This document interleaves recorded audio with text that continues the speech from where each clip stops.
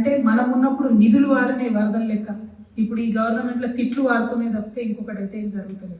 యథా రాజా తదా ప్రజ అన్నట్టు ముఖ్యమంత్రి మంత్రులు అదే పనిగా తిట్ల దండకం అవుతుంది తప్ప ఇంకోటి లేదు.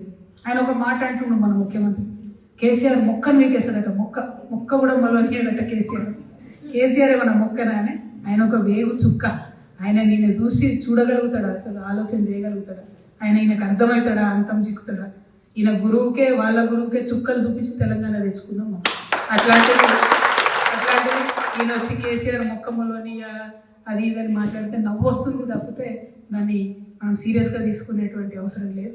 మనం ఎప్పుడైతే ఒకటే సూత్రం పోయినాం, మనం ప్రజలు నమ్ముకున్నాం, ప్రజల దగ్గరకు పోయినాం. చేనేత వస్తువుల మీద ఎప్పుడు ట్యాక్స్ లేకుండా, కానీ భారతదేశంలో ఫస్ట్ టైం నరేంద్ర మోడీ గారు వచ్చిన తర్వాత చేనేత ట్యాక్స్ వేయడం జరిగింది. దాన్ని రిమూవ్ చేయాలని అందరూ దేశవ్యాప్తంగా లొల్లిపెట్టిండ్రు, అయినా కూడా ఎందుకు అది పోతలేదు. అయితే ఇక్కడ రాహుల్ గాంధీ గారు మన రాష్ట్రానికి ప్రచారానికి వచ్చినప్పుడు ఏం చెప్పారంటే, సరే మోడీ గారు వేసిరు 5%, మేము తెలంగాణలో అధికారంలోకి వస్తే ఈ 5% మేము రద్దు చేస్తామని రాహుల్ గాంధీ గారు జడ్చర్లలో సభ జరిగినప్పుడు మన కుల బాంధవులందరినీ కూడా కలిసి వారు చెప్పడం జరిగింది. సో ఆ విషయాన్ని తప్పకుండా కాంగ్రెస్ పార్టీని మేము